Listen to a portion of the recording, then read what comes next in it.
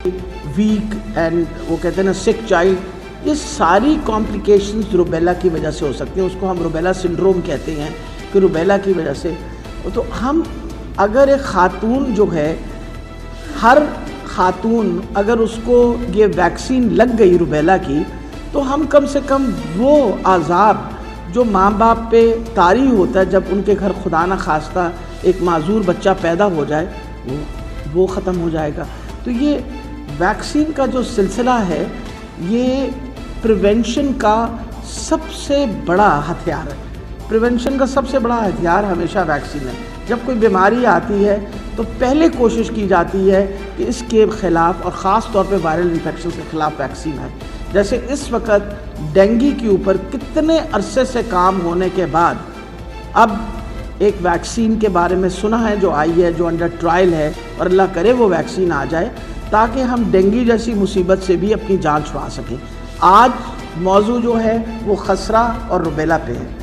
मैं मुबारकबाद पेश करती हूँ अपने डिपार्टमेंट को और अपने सारी डोनर एजेंसीज़ को। दुनिया की सबसे बड़ी मुहिम इन वन गो, दुनिया में सबसे बड़ी मुहिम जहाँ आप 9 करोड़ से ज़्यादा बच्चों को वैक्सीन देने लगे, वैक्सीनेशन करने लगे, जिसमें से सबसे बड़ा हिस्सा जो है वो पंजाब का है। 4 करोड़ 60 लाख बच्चों को वैक्सीन दी जानी है, vaccine inoculation. 1.5 lakh human resource, 1.5 lakh human resource इसमें इन्वॉल्व होगा। मोबिलाइजर्स हैं, वैक्सीनेटर्स हैं, जिन्होंने मोहल्ले मोहल्ले जाके इंश्योर करना है कि लोगों को, बच्चों को जो 9 महीने से लेके 15 साल तक सब बच्चों को वैक्सीन लगे। स्कूल्स के साथ हमारा मुकम्मल तौर पे राब्ता है और ये बहुत बड़ी फिगर है। यानी अगर आप अंदाज़ा लगा लीजिए तो अगर हम ये जब शुरू करेंगे मुहिम 15 से 27 तारीख तक, तो इन दिनों के अंदर तकरीबन 37 लाख बच्चे को रोज़ाना वैक्सीन लगेगी। 37 लाख बच्चों को रोज़ाना वैक्सीन लगेगी। और जिस तरह अवान साहब ने आपके सामने बात रखी है, आसान काम इसलिए नहीं है कि आपको बच्चे, ये थोड़ी है कि घर में मिल जाएंगे, आप घर जाएं तो वहाँ बच्चे मिल जाएंगे। हमें स्कूलों में जाना पड़ेगा, बच्चों को स्कूलों में लगाना पड़ेगा। वो बच्चे जो स्कूल नहीं आते उनको ढूंढना पड़ेगा, उनको लगाना पड़ेगा। तभी उन्होंने आपके सामने एक लंबी लिस्ट दी है। वो बच्चे जो स्कूल में, जिनके बारे में घरों में काम कर रहे हैं, आपको पता है अभी भी हमारा डोमेस्टिक लेबर जो है उसमें बहुत ज़्यादा छोटी उम्र के बच्चे इन्वॉल्व होते हैं। ये सारों को लोकेट करना, लोकेट करने के बाद आपको इन्हें वैक्सीन लगाना, ये एक बहुत बड़ी मुहिम है।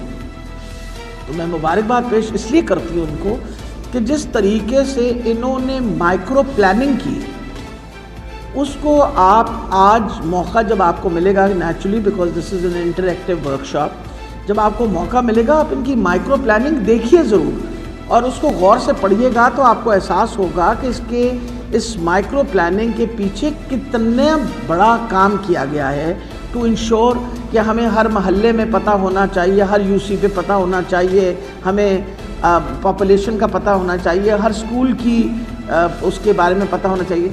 बेटा ज़रा अगर तुम सारे बोलते रहोगे तो फिर मैं, थोड़ी मेहरबानी प्लीज़। वो सब आपस में ही आप लोग बहस मुबासा शुरू कर देते हैं। अच्छा, वो अब मैं आपको ये बात ज़रूर बताती चली जाऊँ कि मीडिया का इसमें क्या रोल है।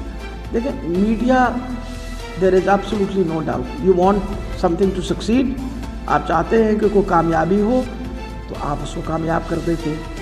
आप चाहते हैं कि वो फेल हो जाए तो आप उसको फेल करने की भी पूरी कोशिश करते हैं।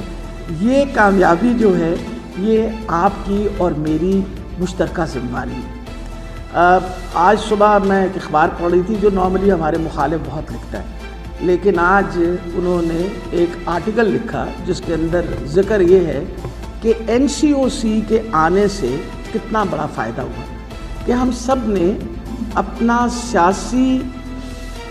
सियासत इसमें नहीं आने दी, सियासी हरीफ ख़त्म करके हम सारे इकट्ठे होके हम एक नेशनल कॉज के लिए, एक कौमी मसले को हल करने के लिए हम सारे इकट्ठे हुए और सारों ने मिल के काम किया और इस मिल के काम करने की कामयाबी आपके सामने है।